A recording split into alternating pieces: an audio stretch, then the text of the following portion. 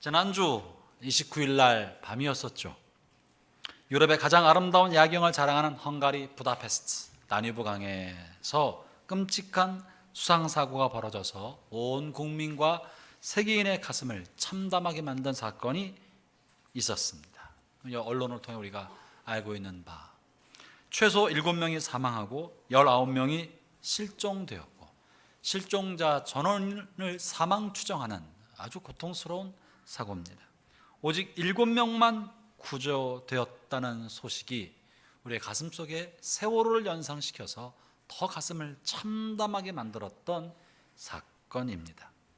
더군다나 그 모든 사고를 당한 사람들이 한국 사람이고 그 배가 한국 관광객만 타고 운영했던 길이었다는 것이 우리의 마음을 더욱더 무겁게 만들었습니다.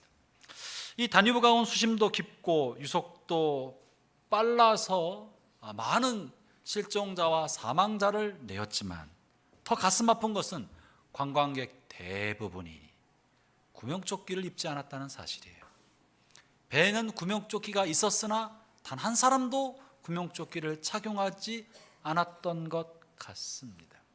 그리고 그 배를 운행하는 다뉴브강에서 수많은 관광객 유람선이 구명조끼를 착용하지 않고 그 배를 많이 띄웠던 것처럼 여겨지고 있습니다. 워낙 유명한 강이었고 수많은 배들이 부다페스트 야경을 보기 위해 다뉴브 강 위에 줄지어 다니고 있었고 지금도 그러고 있었기 때문에 설마 무슨 일이 벌어질까? 설마 무슨 일이 있을까? 저 많은 사람들이 저렇게 오랫동안 안전하게 다니고 있는데 설마 하는 생각이 결국 이런 참담한 비극을 만들게 된 것입니다. 그 중에는 6살짜리 어린아이를 동반한 아기 엄마가 평소 자기 어린 딸을 돌봐주시던 60대 친정아버지, 친정어머니에 대한 고마운 마음으로 오랜만에 효도 관광시켜드린다고 유럽 여행 왔다가 6살 아이와 엄마와 두 부모가 함께 실종되는 참담한 일이 벌어졌습니다.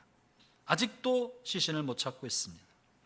이 다뉴브강은 유럽에서도 두 번째로 긴 강입니다. 그 길이가 2850km 정도 된답니다.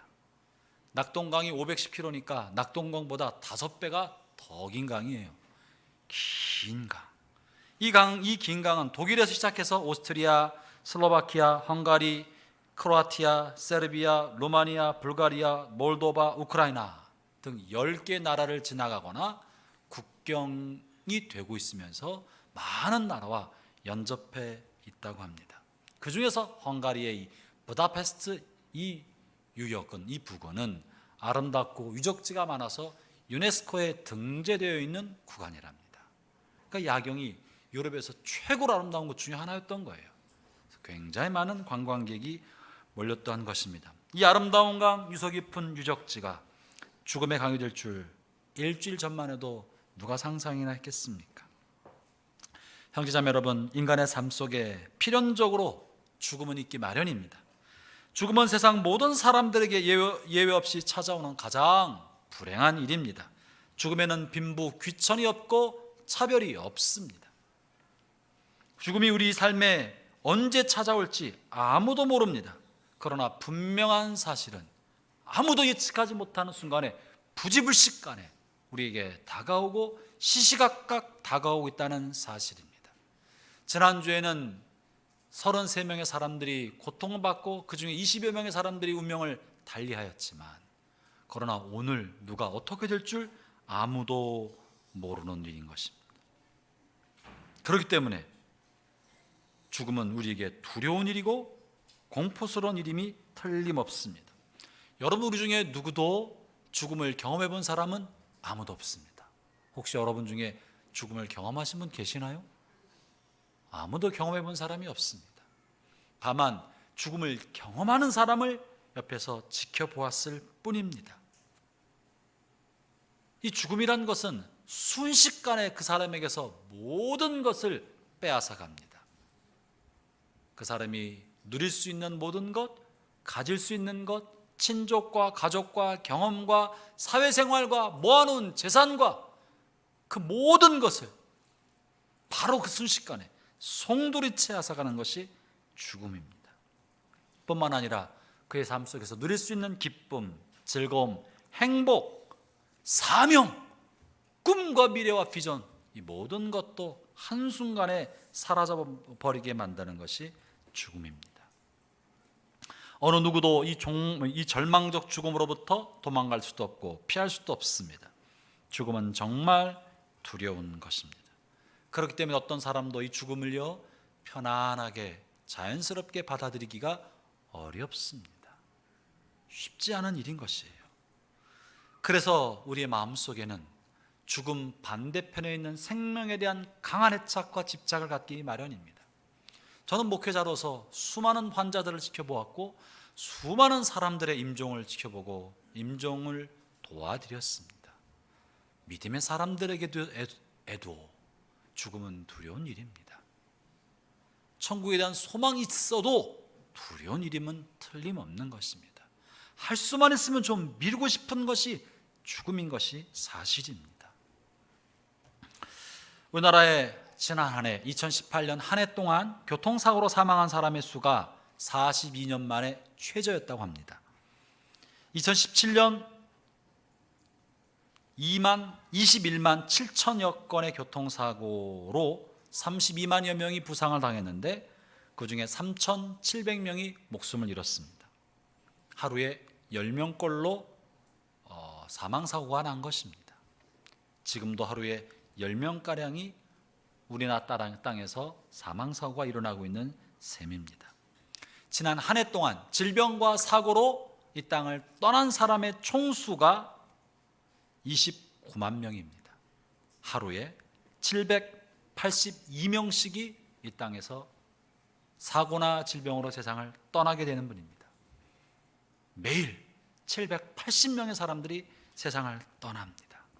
그런데도 우리는 나에게 무슨 일이 생길까, 별일이 없을 거라고 안심하고 살아갑니다. 그것은 어쩌면 죽음이 무섭고 두렵기 때문에 무시하고 싶은지도 모르는 것입니다. 왜 이렇게 우리는 죽음을 두려워하고 또 죽음 반대편인 생명을 이어가고 싶은 애착을 갖게 됩니까? 그것은 바로 목숨은 한 번밖에 없기 때문에 그러지 않겠습니까? 그럼 우리가 집착하는 이 생명은 무엇이고 다른 길은 없는 것일까? 이어가고 싶은데 다른 길은 없는 것일까? 함께 우리가 생각해 보고자 하는 것입니다. 저는 오늘 다시 복음으로 두 번째 편으로 영혼을 살리는 복음의 능력에 대해서 하나님의 말씀을 나누고자 합니다. 복음이 어떻게 우리를 영원한 생명, 이 죽음의 두려움과 공포로부터 벗어나서 영원한 생명으로 이어가게 할 수 있을까? 이것은 무엇을 의미하는가 살펴보고자 하는 것입니다. 먼저 우리가 기억해야 할 중요한 사실 중에 하나는 우리는 처음부터 태어날 때부터 지음받을 때부터 영원한 것을 동경하고 영원한 세계에 대한 갈망을 가지고 있는 존재로 지음받았다는 사실입니다. 우리는 다 처음부터 본성 깊은 곳에 영원한 세계에 대한 갈망과 동경하는 존재로 지음받은 것입니다. 우리 중 아무도 경험하지 못했던 영원한 것을 동경하고 갈망하는 존재로 태어난 것입니다. 이것은 어쩌면 우리가 잃어버렸기 때문에, 원래 내 것이었으나 내가 잃어버렸기 때문에 그것에 대한 원초적 동경이 있는지도 모르는 것이에요. 경험도 해보지 않은 것을 어떻게 동경하겠습니까? 경험해보지도 못한 걸 어떻게 두려워하겠습니까? 원래부터 있었던 것인데 잃어버렸기 때문에 무한한 동경과 그리움이 우리 안에 있는지 모른다는 것이죠. 하나님께서는 창세기 1장 26절과 27절에 이렇게 말씀하시는데요. 같이 한번 읽어볼까요? 창세기 1장 26절과 27절입니다.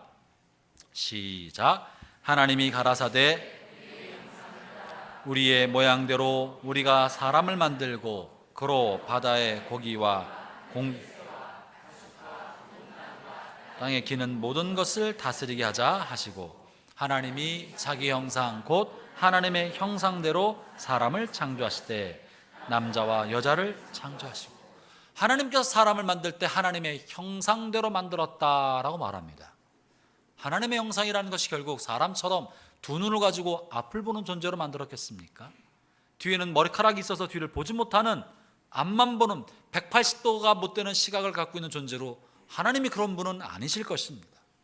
그럼 우리 안에 지음받은 하나님의 형상은 외형적 형상이 아니라 하나님의 속성대로 우리를 지으셨다는 거예요. 하나님이 갖고 있는 속성대로. 그 속성은 무엇입니까? 하나님은 선하시고 지극히 참되시며 지극히 아름다우시고 지극히 영원하신 하나님의 속성을 가지고 있습니다. 우리도 본성적으로 천성적으로 하나님의 속성대로 지극히 참되고 지극히 선하며 지극히 아름답고 영원하고 거룩한 성향을 가지고 지음받았다는 거예요. 우리의 본성이 그렇습니다. 형제자매 여러분, 우리의 마음 깊은 곳에는 선하고 참되고 아름답고 영원한 것을 사모하고 동경하는 성향을 가지고 있습니다.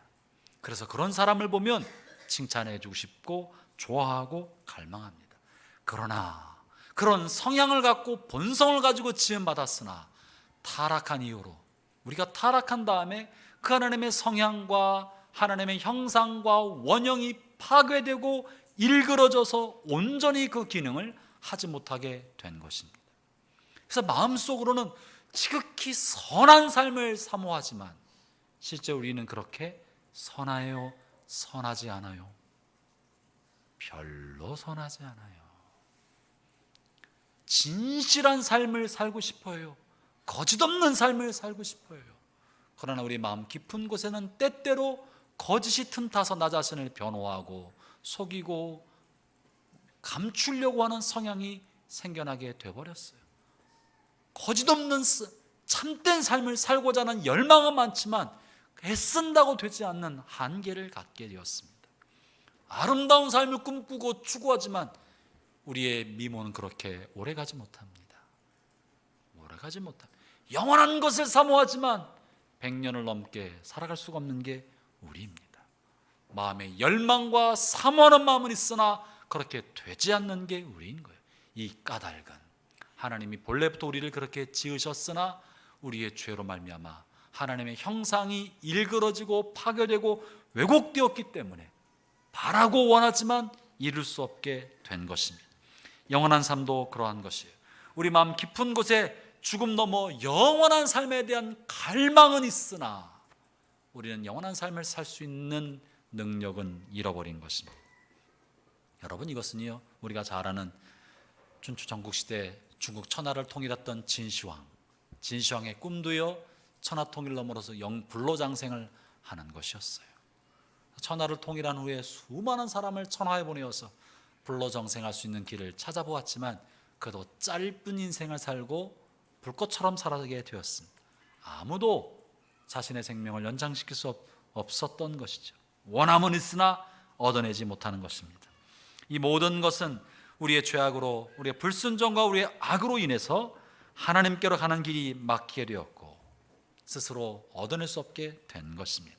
우리들 자신은 이것을 이룩할 만한 능력이 없다는 거예요. 우리에게는 한계가 있습니다. 선한 삶을 살고 싶어도 안 되는 거예요. 여러분, 남편과 아내와 여러분 가족을 생각해 보세요. 아내를 사랑하고 싶지 않은 남편이 어디 있겠으며 남편을 존중하고 존경하고 싶지 않은 아내가 어디 있겠으며 자녀를 사랑하지 않는 부모가 어디 있겠습니까? 자녀를 사랑해도 보고 있으면 왼수가 따로 없는 거예요. 왼수도 집안에는 이런 왼수를 어떻게 하면 좋을지 모르겠는 거예요. 왜 그래요? 마음은 원하지만 잘 안 되는 거예요. 따뜻한 말로 좋은 말로 품어주고 싶어도 잘 안 될 때가 너무나 많은 거예요. 우리 자신의 연약함인 것입니다. 이것이 우리의 성품만 아니라 영원한 것에서도 마찬가지라는 사실입니다. 우리가 영생을 꿈꾸지만 우리가 만들 수 있는 것이 아니고 우리가 얻어낼 수 있는 것도 아닙니다. 우리는 이 땅을 사는 동안에 나의 삶과 마음의 갈망을 내가 원하는 대로 할 수 없는 존재입니다. 우리를 스스로에게는 우리의 해결책이 없습니다. 우리에게는 우리의 갖고 있는 이 근본적인 문제를 스스로 해결할 수 없기 때문에 누군가로부터 이 해결책을 얻어야 합니다. 누군가가 우리에게 해결자가 되어서 나 이외에 바깥으로부터 해결할 수 없는 인간으로는 안 되기 때문에 자신의 삶도 해결하지 못하는 인간이 어떻게 다른 사람을 도와줄 수 있겠습니까? 인간이 아닌 전적 타자로부터 이 땅에 오셔서 우리를 건져줄 외부 세계의 도움이 전적으로 필요한 존재가 되어버린 거예요. 전적 타자의 도움을 필요하는 존재입니다. 그를 우리는 구원자로 부르고 구세주라고 부르게 됩니다. 그것이 누구입니까? 그것이 바로 하나님이시고 하나님이신 그리스도께서 사람의 몸을 입고 이 땅에 오셔서 사람의 모양으로 오셔서 우리를 죽음으로부터, 인간의 한계로부터, 죄성으로부터 우리를 건져주시는 구원자가 되신 것입니다. 그러면서 그리스도가 이렇게 말씀하십니다. 내가 곧 길이요 진리요 생명이니 나로 말미암지 않고는 아버지께로 갈 사람이 없느니라. 어떤 인간도요, 이 땅에 살아왔던 성인도 철학자도 영생에 이르는 길을 제시한 사람은 아무도 없었습니다. 이렇게 하면 우리 안에는 영원한 갈망을 이룰 수 있다, 이렇게 하면 우리 안에는 이 모든 갈망과 문제를 해결할 수 있다라고 제시한 사람은 아무도 없었습니다. 그러나 그리스도는 담대하게 이렇게 말씀하시는 거예요. 나는 영생에 이르는 유일한 길이다. 나는 너희 안에 갈망하고 있는 진리에 이르는 유일한 길이다. 나는 너희 안에 있는 생명을 얻을 수 있는 유일한 길이다. 나로 말미암지 않고는 그 누구도 영원하신 하나님, 우리의 참다운 고향이고 근원이신 하나님께로 갈 수 있는 사람이 아무도 없다. 이것이 예수님이 이 땅에 오셔서 우리에게 한 선언입니다. 정신병자든지 이 말은 정말 사실이든지 둘 중에 하나인 거예요. 그러나 그분의 인격과 그분의 삶을 뒤돌아 생각해 볼 때 그분은 온전한 정신과 맑은 이성과 깨끗한 정신으로 전해주는 말씀인 거예요. 그래서 이 외에는 우리가 하나님께로 갈 수 있는 영생에 이룰 수 있는 길은 없다는 것입니다. 오늘 본문에서도 이런 말씀을 반복해 말씀하십니다. 9절을 읽어봅시다. 9절. 본문 요한복음 10장 9절을 읽겠습니다.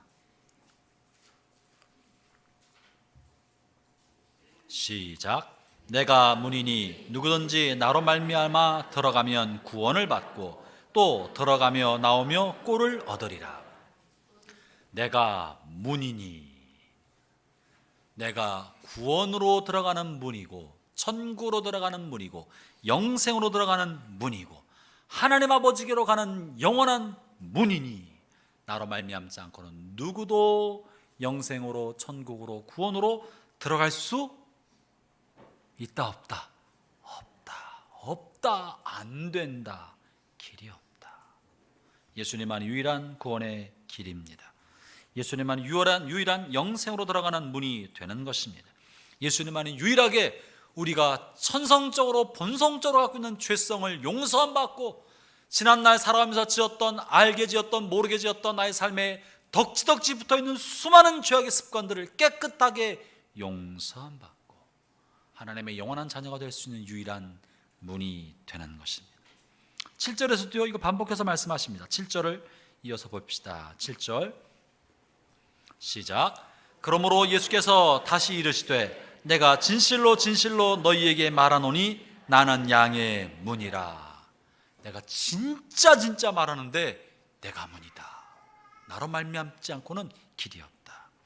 사랑하는 형제자매 여러분, 예수님은 여러분을 구원으로 인도하시고 영생으로 인도하시는 생명의 문, 구원의 문, 축복의 문, 능력의 문, 회복의 문, 은혜와 영광의 문이 되십니다.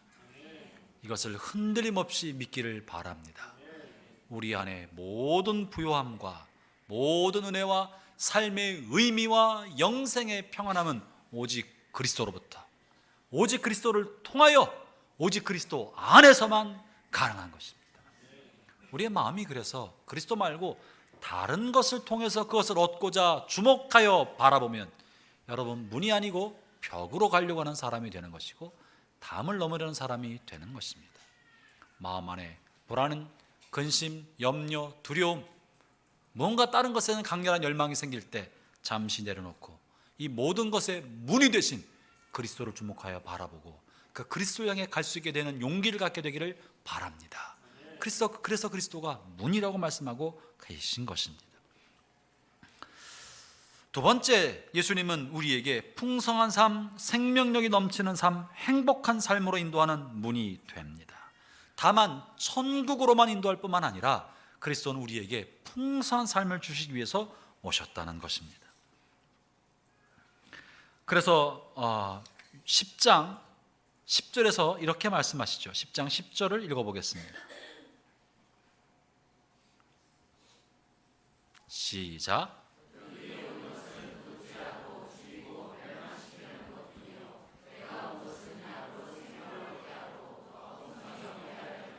예수님 오신 것은 다만 우리에게 영원한 생명을 주게 하기 위함만이 아니라 그 생명을 얻을 뿐 아니라 더 풍성하게 누리게 하기 위하여 오셨다는 거예요.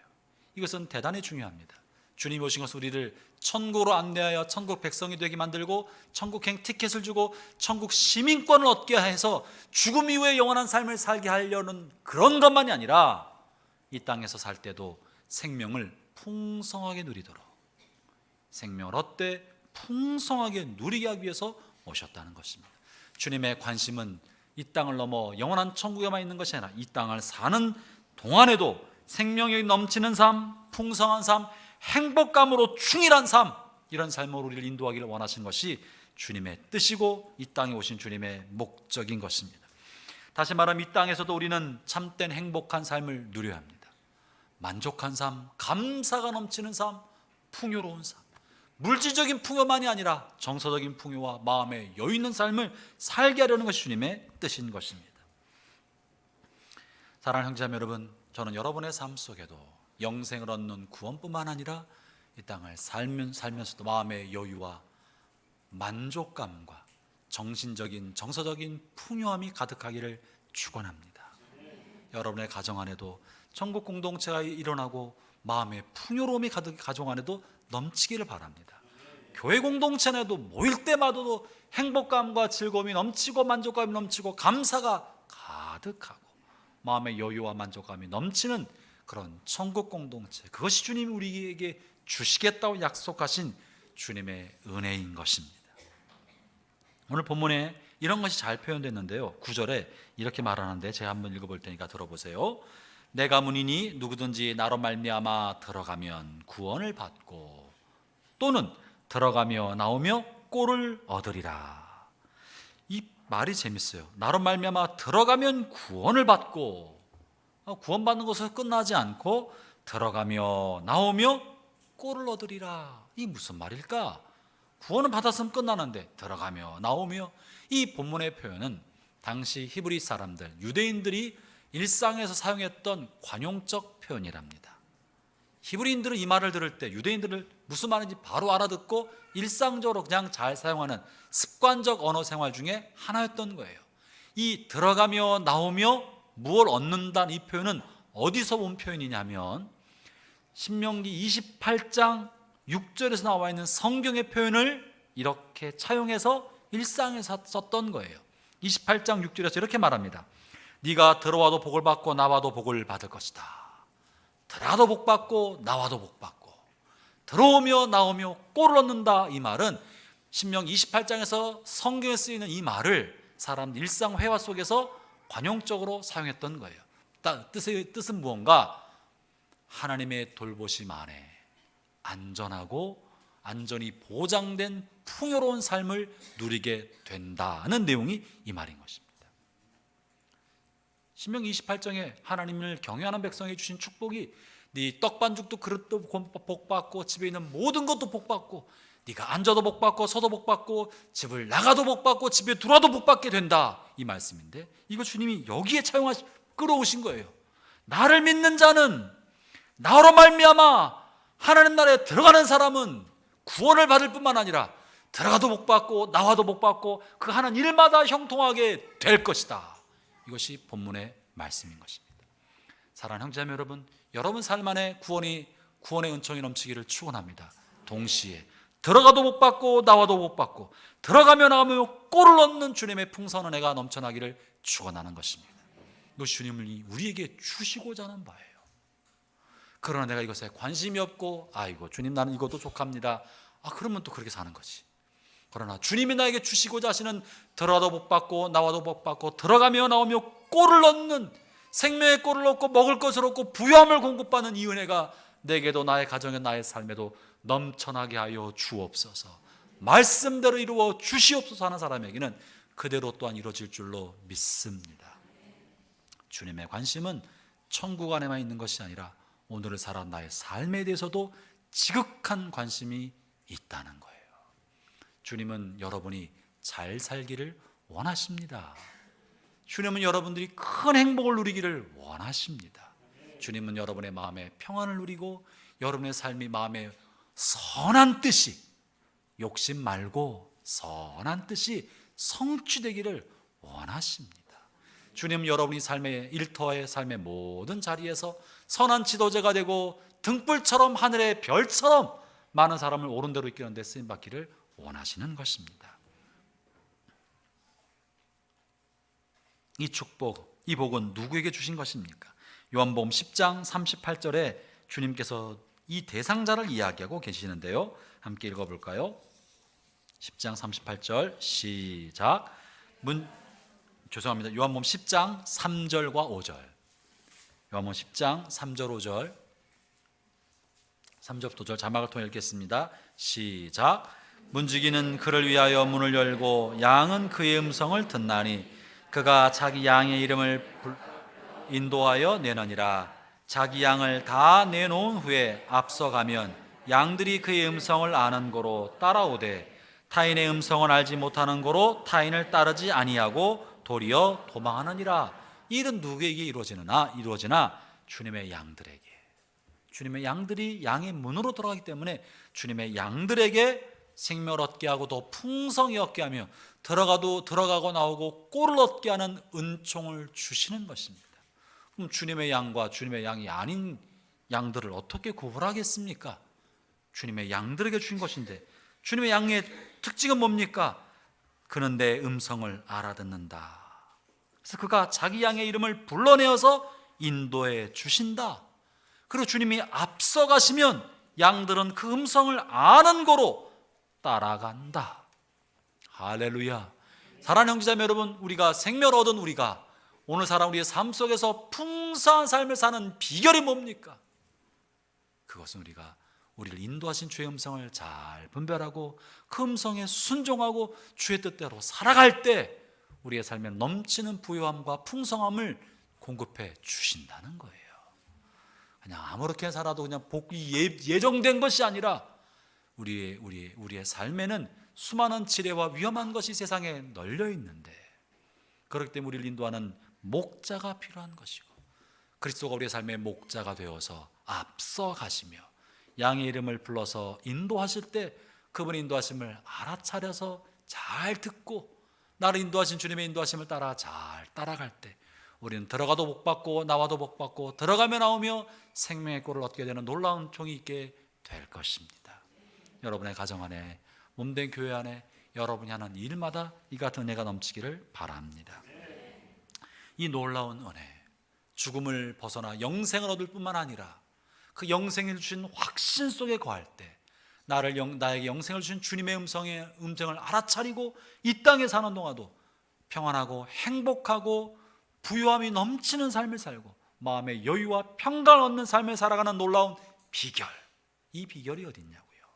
이것은 그리스도가 우리에게 주신 복음 안에 들어있는 것입니다. 예수 그리스도가 복음이고 그 복음을 가슴에 품고 복음으로 살아갈 때 우리에게는 그런 일이 벌어지게 됩니다. 그러므로 복음은 우리 영혼을 살리는 능력이 그 안에 들어있는 것입니다. 그러므로 복음을 받은 자들에게 그 삶을 변화시키는 능력을 공급해 줍니다.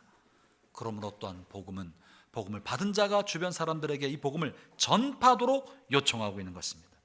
사랑하는 형제자매 여러분, 주님의 말씀, 주의 복음은 살리는 능력이 있습니다. 복음의 말씀, 주님의 생명의 말씀, 우리를 인도하시는 그분의 음성을 알아차려 듣기만 하면 우리는 생명을 얻고 또한 풍성한 꼴을 누리게 된다는 것이죠.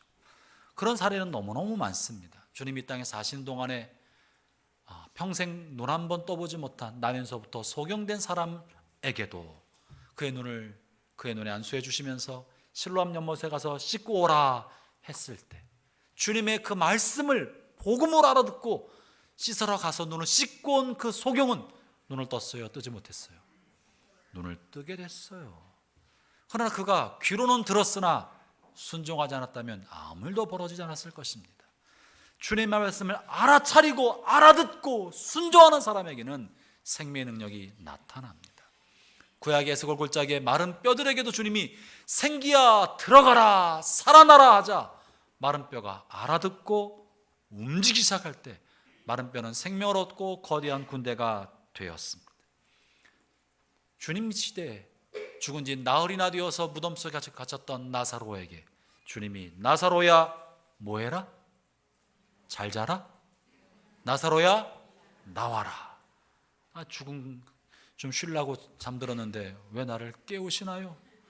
부활의 날까지 나를 내버려 두세요라고 있었으면 나사로는 성경책에 등장하지 않았을 거예요. 귀찮아도 부르시니 나가자 생각하고 세마포로 동인 채로 무덤을 열고 나왔더니 생명을 얻게 되었습니다. 누구든지 주의 음성을 알아차리고 듣고 그 말씀을 순종하고 따르면 생명을 얻게 됩니다. 생명을 얻게 되는 것입니다. 그리고 그 말씀 가운데 머물러 살 때 풍성한 삶을 누리게 되는 것입니다.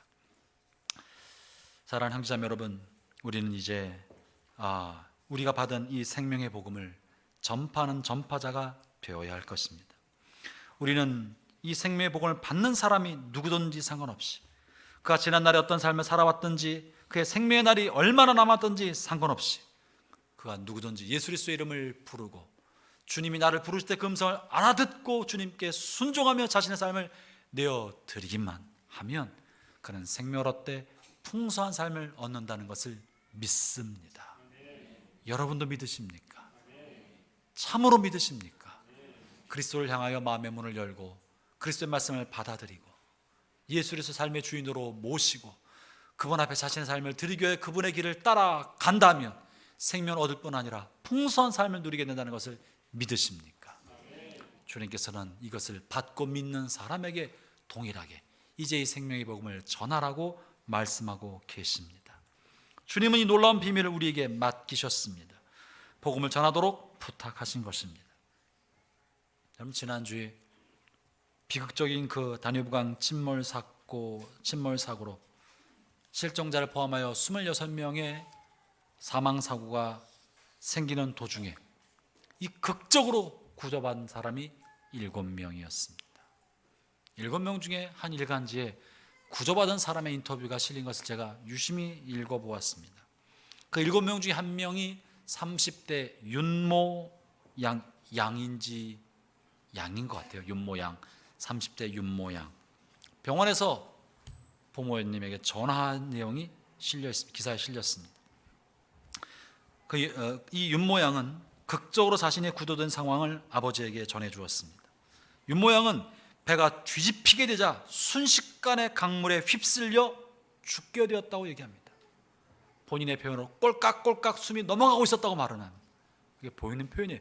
꼴깍꼴깍 홀짝홀짝 숨이 넘어가고 있을 때 배에 같이 타고 있었던 자기랑 동갑내기 여자애가 구명조끼를 던져줬어요. 그 구명조끼를 붙들고 살아난 거예요. 더 기가 막히고 놀라운 사실은 그 동갑내기 여자애가 함께 빠져 죽어가고 있던 윤모 양의 어머니가 그 옆에 죽어가고 있었는데 어머니도 구명조끼를 건네줬어요. 그래서 어머니도 살아났다는 거예요. 이 구명조끼를 건네준 사람이 누군지 아직 알려져 있지 않습니다.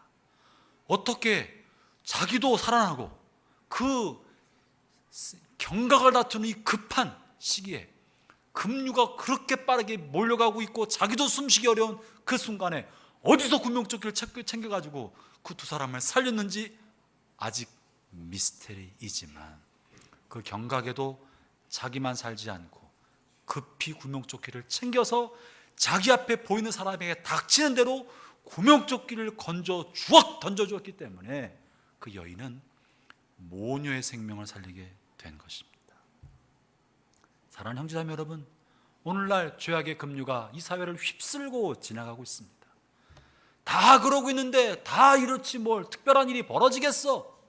늘 여기는 아름다운 야경이고 유럽 최고의 야경이야. 다 저렇게 살잖아. 수많은 배들이 자기의 죽음의 운명을 알아차리지 못하고 급류에 휩쓸려 살아가는 사람이 너무나 많습니다. 그러나 놀랍게도 주님은 우리에게 구명조끼를 건져 주셨습니다. 여러분의 손에는 어마어마한 구명조끼가 손에 들려 있습니다. 이 구명조끼가 내 주변에 수많은 사람이 떠내려가고 있는데, 저 사람이 내 말을 들을까? 알아차리기는 할까? 어떻게 내가 도움을 줄 수 있을까? 그것은 여러분 자신의 기후에 지나지 않는 거예요. 일단 우리가 할 일은 급류에 휩쓸려서, 세태에 휩쓸려서 세상의 관심과 육체적 정욕과 이생의 자랑에 급류에 휘말려 떠나가는 사람들에게라도 누군가 여러분의 눈길을 던지는 사람, 여러분의 삶에 관심을 보이는 사람, 여러분의 믿음과 신앙생활에 관심 보이는 그 사람에게 초점을 맞추어서 구명조끼를 던져주기를 바랍니다. 이게 관계전도예요. 모르는 사람이 아니라 아는 사람에게, 생명의 복음에 약간의 희망을 가지고 나에게 눈을 맞추는 그 사람에게 구명조끼를 건네준다면, 휩쓸어지는 않은 급류 속에서도 적어도 2명을 건져낼 수 있을 것이라고 믿습니다. 여러분의 손에 구명조끼가 주어져 있습니다. 다시 우리 안에 영혼 구령의 불길을 불지르고 이 일에 쓰임받는 우리 교회가 되고 우리 온 성도 되기를 축원합니다. 기도하겠습니다.